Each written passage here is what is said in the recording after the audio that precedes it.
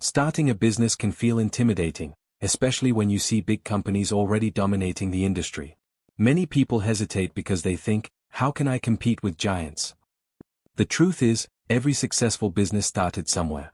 Even the biggest companies today were once small.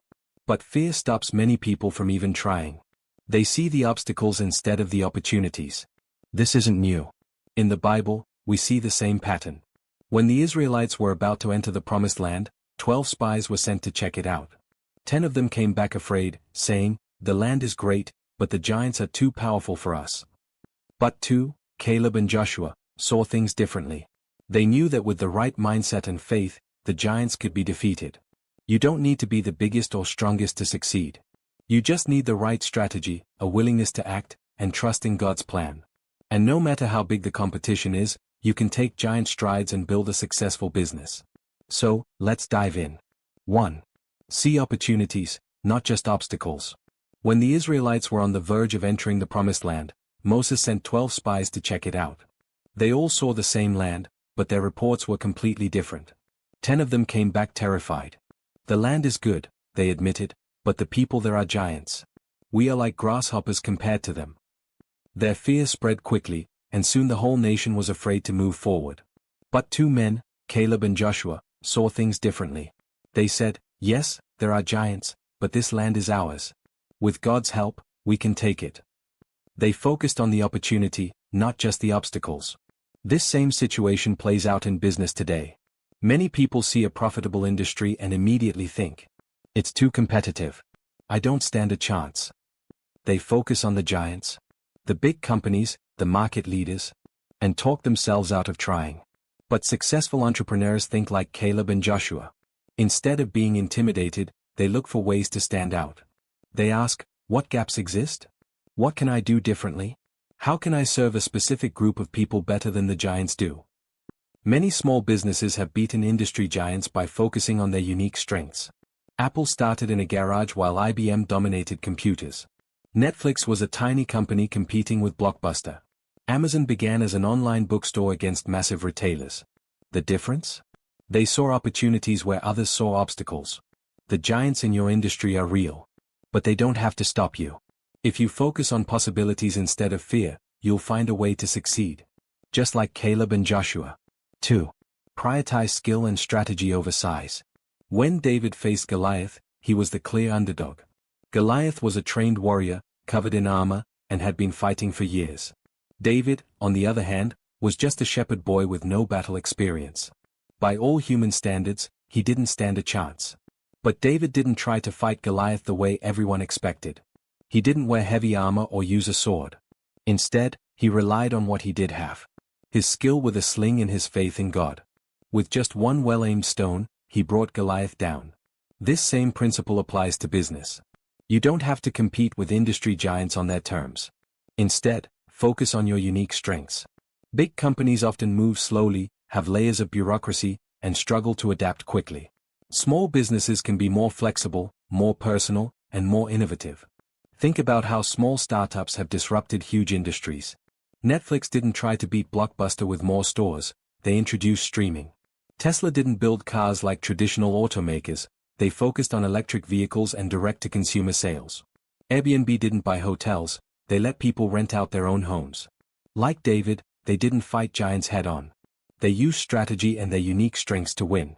So, instead of worrying about competing with big companies, ask yourself, what do I do differently?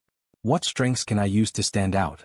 With the right approach, you don't need size to succeed, you need skill, strategy, and the courage to take action. 3. Win with less. Gideon started with 32,000 men to fight the Midianites. But God told him, "You have too many soldiers." So, Gideon's army was reduced to just 300 men. That's less than 1% of what he started with. From a human perspective, this made no sense.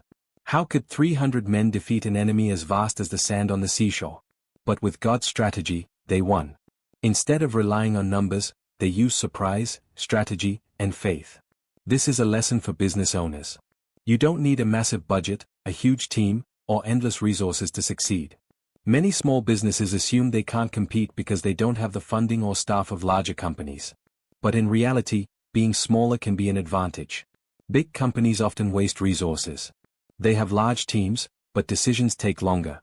They spend millions on advertising, but their messages can feel impersonal. A small business, on the other hand, can be lean, efficient, and deeply connected to customers. Consider companies that started small and disrupted big industries.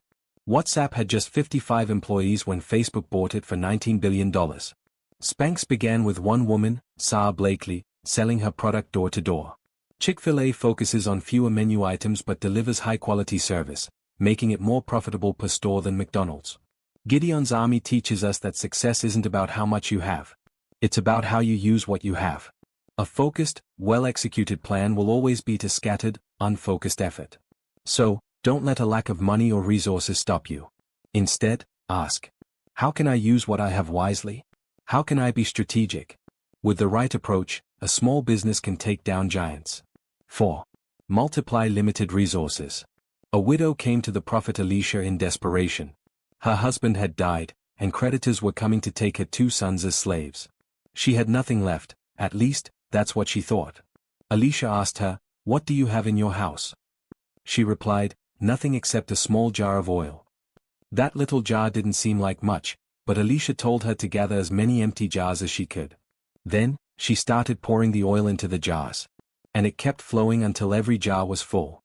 She sold the oil, paid off her debts, and had enough to live on. This story holds a powerful business lesson. You already have something that can be multiplied. Many aspiring entrepreneurs delay starting because they feel they don't have enough money, experience, or connections. But like the widow, they often overlook the value of what's already in their hands. Do you have a skill you can offer as a service? Do you have knowledge you can package into a book or online course? Do you have a small amount of capital that, when used wisely, can grow? Many successful businesses started with just a little. Amazon began in a garage selling books. Apple started with 2 guys building computers in a small workspace. Coca-Cola sold just a few bottles a day when it first launched. The key is to start with what you have and trust that it can grow. The widow's oil didn't multiply while it sat in the jar. It multiplied when she started pouring. Likewise, your resources will expand when you take action. Instead of waiting for perfect conditions, ask yourself, what do I already have that I can use today? When you start pouring, you'll be surprised at how much God can multiply. 5. Take bold action despite the odds. One thing all these stories have in common is action. Caleb and Joshua saw the opportunity and were ready to move forward. David stepped onto the battlefield. Gideon led his small army into battle. The widow poured the oil. None of them waited for the perfect moment. None of them let fear stop them. They took bold action despite the odds. This is where many aspiring business owners get stuck. They overthink, hesitate, and wait for the right time. But the truth is, the perfect moment never comes. There will always be challenges, competition, and reasons to wait. But nothing happens until you take a step. Consider some of the world's most successful entrepreneurs. Elon Musk took risks with Tesla and SpaceX when most experts doubted him. Oprah Winfrey overcame rejection and setbacks to build a media empire. Colonel Sanders started KFC at age 65 after failing in multiple careers. These people didn't succeed because everything was easy. They succeeded because they kept moving forward despite the challenges. The Bible says, faith without works is dead. You can have the best ideas, the strongest faith, and the clearest vision, but if you don't take action, nothing changes. So, what's stopping you? Fear of failure? Lack of resources? The giants in your industry? Remember, every great business started somewhere.